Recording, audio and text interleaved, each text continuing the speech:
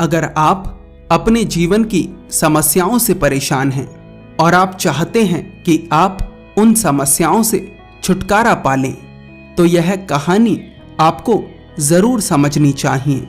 इस कहानी के अंत तक आप ये समझ जाएंगे कि कैसे आप अपने जीवन की बड़ी से बड़ी समस्या से छुटकारा पा सकते हैं। गौतम बुद्ध के शिष्य उनके प्रवचन सुनने के लिए प्रतिदिन की तरह उनकी प्रतीक्षा कर रहे थे। कुछ ही देर में वहां बुद्ध पधारे। शिष्यों ने देखा कि बुद्ध के हाथ में एक रस्सी है। वे आश्चर्य से बुद्ध की तरफ देखने लगे और सोचने लगे कि रस्सी लाने के पीछे बुद्ध का क्या प्रयोजन है। परंतु किसी भी शिष्य ने बुद्ध से कोई प्रश्न नहीं किया। बुद्ध ने अपना आसन ग्रहण किया और बिना कुछ बोले रस्सी में गांठें लगाने लगे। बुद्ध के सभी शिष्य अभी भी उन्हें आश्चर्य से देख रहे थे। बुद्ध ने उस रस्सी में 3 गांठें लगाईं और उसे अपने शिष्यों को दिखाते हुए पूछा, मेरे प्रिय भिक्षुओं, आप सभी मेरे हाथ में इस रस्सी को देख रहे हैं। आपके सामने ही मैंने इसमें 3 गांठें लगाईं। मैं आपसे पूछना चाहता हूं कि क्या यह वही रस्सी है जो गांठें लगने से पहले थी? उन सभी शिष्यों में से एक शिष्य खड़ा हुआ और बोला, तथागत, मैं इस रस्सी को भिन्न भिन्न दृष्टिकोणों से देख सकता हूं। एक दृष्टिकोण से लगता है कि रस्सी में 3 गांठें लगने से रस्सी का स्वरूप बदल गया है, और दूसरे दृष्टिकोण से लगता है कि रस्सी तो वही है, इसका वास्तविक स्वरूप तो वही है। आखिर यह है तो रस्सी ही, चाहे इसमें गांठें ही क्यों ना लग गई हों। बुद्ध मुस्कुराकर बोले, सही कहा, अब मैं इन गांठों को खोल देता हूं। ये कहकर बुद्ध उस रस्सी के दोनों छोरों को पकड़कर एक दूसरे की विपरीत दिशा में खींचने लगे।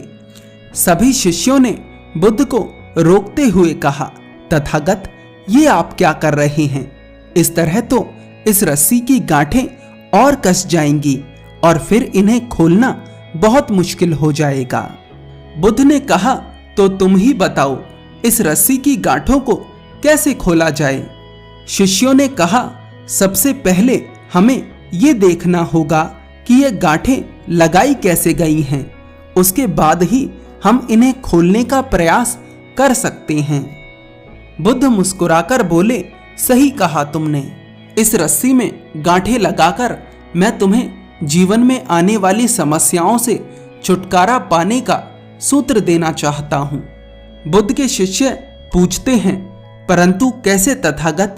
बुद्ध कहते हैं, ये रस्सी हमारा जीवन है और इसमें लगी गांठें हमारे जीवन में आने वाली समस्याएं हैं। जब भी जीवन में समस्याएं आएं तो सबसे पहले उन समस्याओं का मूल कारण जानने का प्रयास करें। कारण जान लेने के बाद ही उनका निदान संभव है। लोग ये तो जानने का प्रयास नहीं करते कि समस्याएं उत्पन्न कैसे हुई, बल्कि उसका निदान करने का प्रयास करने लगते हैं। मेरे पास अपनी समस्याएं लेकर आने वाले पूछते हैं कि मुझे क्रोध बहुत आता है, मैं क्या करूं? मैं अपने क्रोध को कैसे समाप्त करूं? वे ये नहीं पूछते कि मेरे भीतर क्रोध पैदा क्यों होता है।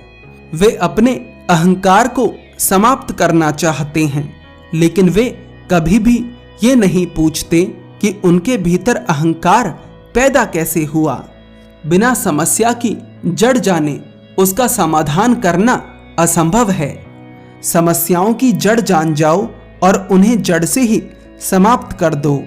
शिष्य पूछते हैं, परंतु कैसे देखा जाए समस्याओं की जड़ को? बुद्ध कहते हैं, शांति के साथ। एक शांत मन किसी भी समस्या की जड़ को देख सकता है।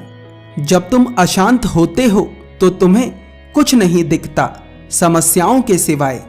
केवल तुम समस्याओं को देखते हो और उन्हें भी बढ़ा चढ़ाकर देखते हो। लेकिन जब तुम्हारा मन शांत होता है तो तुम समस्याओं को वैसे देख पाते हो जैसी वे होती हैं। तुम समस्याओं को पूरी तरह से देख पाते हो उनकी जड़ तक जा पाते हो। इसलिए शांत हो जाओ, स्थिर हो जाओ और देखो तुम्हारी समस्या की जड़ कहाँ है।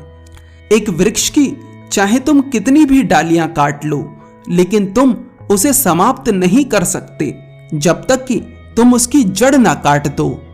इसलिए अपने दुख की जड़ को ढूंढो और उसे काटने की हिम्मत दिखाओ, तभी तुम अपने दुखों से, अपनी समस्याओं से मुक्ति पा सकोगे।